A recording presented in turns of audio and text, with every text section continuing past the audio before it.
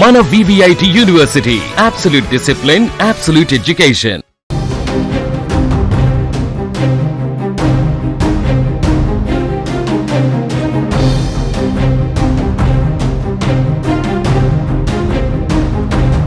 Social మీడియాలో ప్రశ్నారావణ్ పేరుతో హల్చల్ చేసిన బచ్చలకూరి జోసెఫ్ చాప్టర్ ఇప్పుడు పూర్తిగా మారిపోయింది. మొదట కేవలం అభ్యంతరకర పోస్టుల కేసు అనుకున్నది ఇప్పుడు ఏకంగా దేశద్రోహం కేసుగా రూపాంతరం చెందింది. ప్రస్తుతం నెల్లూరు జైల్లో రిమాండ్ ఖైదీగా ఉన్నటువంటి జోసెఫ్కు గన్నవరం న్యాయస్థానం మరో షాక్ ఇచ్చింది.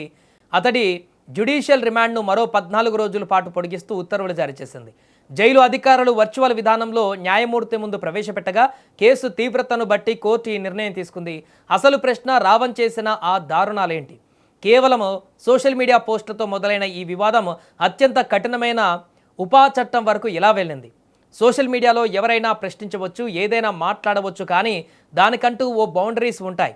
నోరు ఉంది కదా అని ఇష్టం వచ్చినట్టు మాట్లాడితే ఇదిగో రావణ్ లాగానే ఉంటుంది. జోసెఫ్ చాప్టర్ అలియాస్ ప్రశ్న రావణ్కి నోటితుల చాలా ఎక్కువే. సమాజంలో ఉండే కొందరు ప్రముఖులను టార్గెట్ చేస్తూ వారి వ్యక్తిత్వ ప్రతిష్టకు తీవ్ర భంగం కలిగించేలా అత్యంత అభ్యంతరకరమైనటువంటి వ్యాఖ్యలు చేయడం ఇతనికి అలవాటుగా మారింది.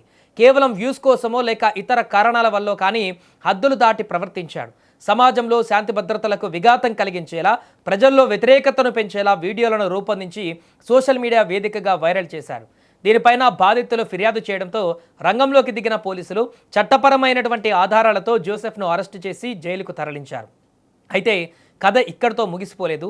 అసలు ట్విస్ట్ అతని మొబైల్ ఫోన్ దొరికిన తర్వాతే మొదలైంది. జోసెఫ్ను పోలీసులు అరెస్టు చేసిన తర్వాత విచారణలో భాగంగా అతని వ్యక్తిగత మొబైల్ ఫోన్ను స్వాధీనం చేసుకున్నారు. ఆ ఫోన్ను సైబర్ నిపుణుల సాయంతో క్షుణ్ణంగా పరిశీలించిన పోలీసులకు దిమ్మ తిరిగే నిజాలు వెలుగులోకి వచ్చాయి. కేవలం పర్సనల్ టార్గెట్లే కాదు, దేశ సార్వభౌమాధికారానికే ముప్పు తెచ్చేలా ఇతను వ్యవహరించినట్లు డిజిటల్ ఆధారాలు లభ్యమయ్యాయి. ప్రభుత్వ నిషేధిత గ్రూపులైన మావోయిస్టుల సిద్ధాంతాలను సమర్థిస్తూ రావణ్ ప్రత్యేకంగా వీడియోలు రూపొందించినట్లుగా పోలీసులు గుర్తించారు.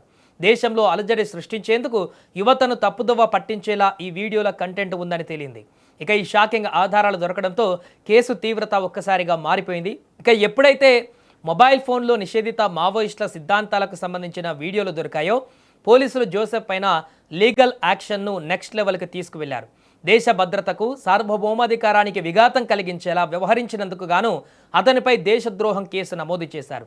అంతటితో ఆగకుండా దేశంలోనే అత్యంత కఠినమైన చట్ట వ్యతిరేక కార్యకలాపాల నిరోధక చట్టం ఉపా కింద అదనపు సెక్షన్లు యాడ్ చేశారు. ఈ చట్టం కింద కేసు నమోదైతే బెయిల్ రావడం అత్యంత కఠినమవుతుంది.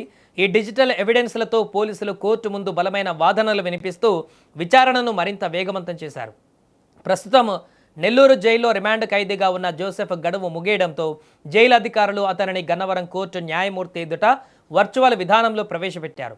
పోలీసులు సేకరించిన ఆధారాలు, ఉపా సెక్షన్ల తీవ్రతను పరిశీలించిన న్యాయస్థానం జోసెఫ్కు ఎలాంటి ఉపశమనం ఇవ్వకుండా రిమాండ్ను మరొక 14 రోజుల పాటు పొడిగిస్తూ కీలక ఉత్తర్వులు జారీ చేసింది. సోషల్ మీడియాలో అభ్యంతరకర వ్యాఖ్యలతో మొదలైన ప్రశ్నారావణ్ ప్రస్థానం ఇప్పుడు దేశద్రోహం కేసుతో జైలు గోడల మధ్య నిలబడేలా చేసింది.